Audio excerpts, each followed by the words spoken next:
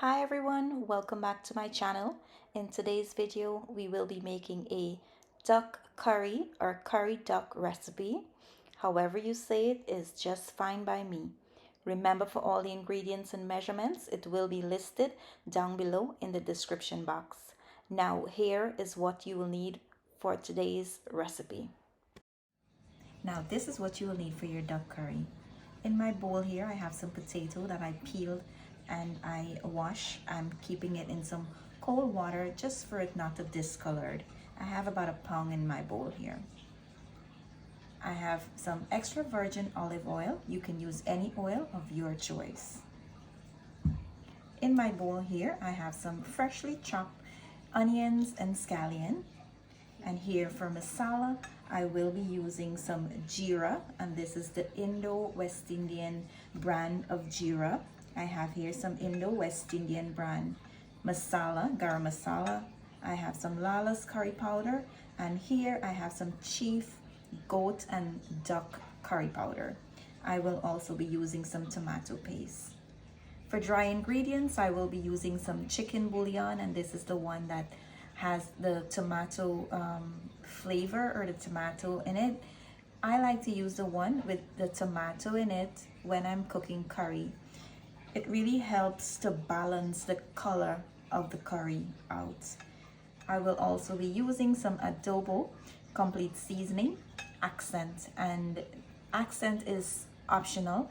If you would like to use it, you can go right ahead. If not, you can totally omit that. I know a lot of people don't like to use Accent in their recipe or in their curry or whenever they're cooking.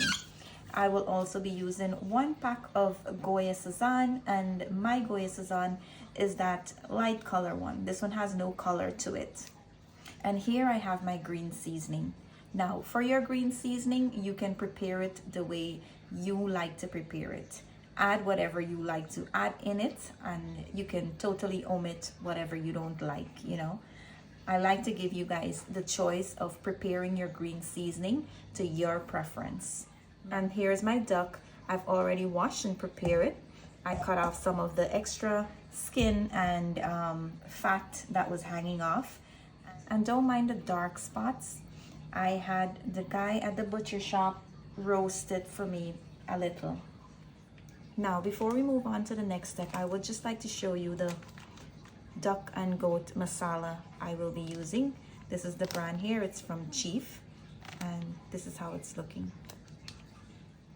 Now, to my duck, I am going to add in about 1/4 cup of that green seasoning I have here, and I'll place the remaining on the side.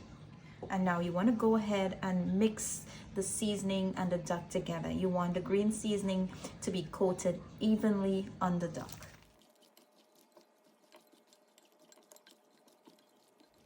Now after seasoning your duck, you're going to allow it to sit on the side for about 4 hours. If you have the time, you can go ahead and leave it for 4 hours, and if not, you can just start cooking this right away. So I will see you guys back in 4 hours. Now while your duck is marinating, you're going to prepare your masala for your curry. Now to my bowl here, I'm going to go in with all my green seasoning, and I'm going to go in with all my dry ingredients. Now you want to mix this to make sure that all the ingredients are evenly combined. Now we're going to head over to the stove. So guys, to my preheated pot, my stove is on medium-high heat, and I'm going to go in with about 2 tablespoons of oil. You don't want to add too much of oil because the duck will release a little bit of oil as well. Now when your oil come up to a nice hot temperature, you're going to go in with your onions. Now you want to fry the onion and allow the onion to infuse in the oil a bit. So one ingredient I forgot to mention is I like to add 2 bay leaves when I'm frying my onion in the oil. Now after you start smelling the onion infusing in the oil, you're going to go in here with your masala. And we're going to mix and allow the masala to fry in the oil. We want to fry our masala until we see the masala start separating from the oil. And as you can see, my masala is starting to separate from the oil. You're not going to see that much oil in the pan because I didn't use too much of oil. But now I'm going to start adding in my duck. Now we want to mix to make sure that everything is nicely combined. You want all the stuff to be coated evenly with your masala. Now after everything is nicely coated, we are going to cover this and allow it to release some of that water, the rank water. We want that water to release and dry back out before we add any water to boil our duck. And in the meantime, we will move on to the next step. So guys, to the next part here, I have some water coming up to a boil and I'm going to add in my potatoes. And I'm going to add in about a teaspoon of adobo. Now you want to cook the potato until they are fork tender, and we're going to mix this in here. And if you're wondering why I'm cooking my potato on the side, that is just something I like to do. You can boil yours in the curry if you like, but if not, you can try it this way. I like to cook it on the side. I don't like my sauce, my duck sauce, to have more of a potato flavor than that rich duck flavor I am looking for. So that's the only reason I boil it on the side. I mean, you can feel free to put it in the curry if you like.